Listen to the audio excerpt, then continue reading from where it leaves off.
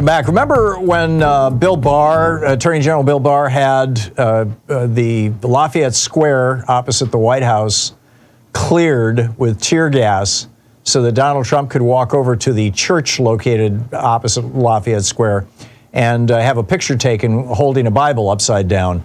Remember that? Well, some of the people who were hit with the tear gas and beaten by the police in their effort to clear the square so that Trump could have his little photo op have sued.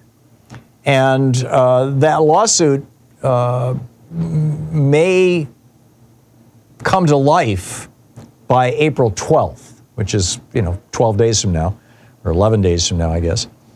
And this comes out of this 2020 lawsuit, Buchanan versus Trump, where they sued Trump in his official capacity as president for this.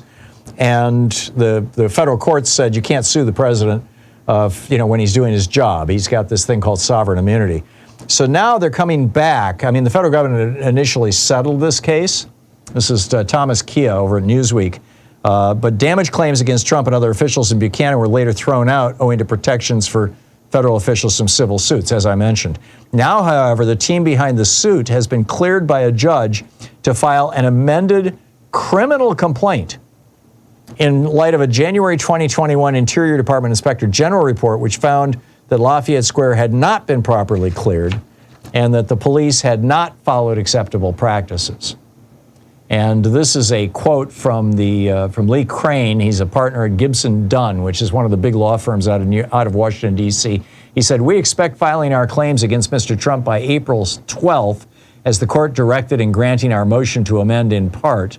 Our clients look forward to seeing Mr. Trump in court and holding him accountable for his and others' attacks on the rights of peaceful protesters in Lafayette Square." So that's a big deal. That's a really big deal. The other story I wanted to share with you is just amazing. Washington County is a county here in Oregon. It's not, a huge population county. It's not one of the remote, very, very rural counties. It's kind of in between. It's kind of close to us, isn't it, Sean?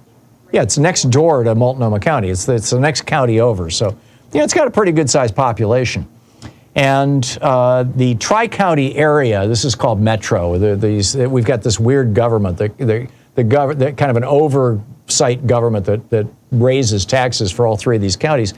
And they raised this tax a couple of years ago as a 10-year homelessness services measure that only kicks in for people who are making over a couple $100,000 a year, and big businesses in Multnomah, Washington, and Clackamas counties. And what it did is it raised millions and millions of dollars. Well, Washington County took that money and literally ended homelessness in their county with it. Over the past 2 years, the money has gone, I'm reading from this piece in Oregon Live, in the Oregonian, our statewide paper.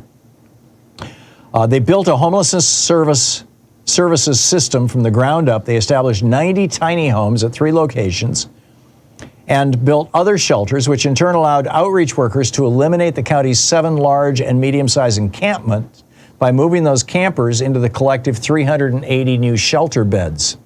The county also experienced a near instant 10-fold increase in housing vouchers to cover or subsidize unhoused people's rent for a few months, for a period of time from a few months to a couple of years, or even permanently. And this provides, they note, a glimmer of hope regarding what many had come to feel as an intractable problem. Voters approved the 10-year homeless measure. I already told you about that. So they did it. They pulled it off. Which proves that the homelessness problem is not, yes, there are elements of, mental illness and addiction, as there are with many other problems we have, the crisis in our prisons, for example. But the biggest part of the problem is housing is just no longer affordable in the United States. And in large part, that's because Wall Street, these hedge funds and these private equity groups are buying as many as a quarter of all new single-family homes that are coming on the market. Depending on the market and depending on where you are. In some towns, they're buying most all of them. And they're driving up housing prices like there's no tomorrow, because they're taking these houses off the housing market and turning them into rental properties. So, and housing should not be a commodity that can become an investment, outside of the investment that individual homeowners make in their homes. I just think this is wrong. You're listening to the Thom Hartmann Program. Call 202-808-9925. This exploitation of housing as an investment is wrong. What's right is lowering the cost of housing and thus ending homelessness. Good on Washington County, Oregon.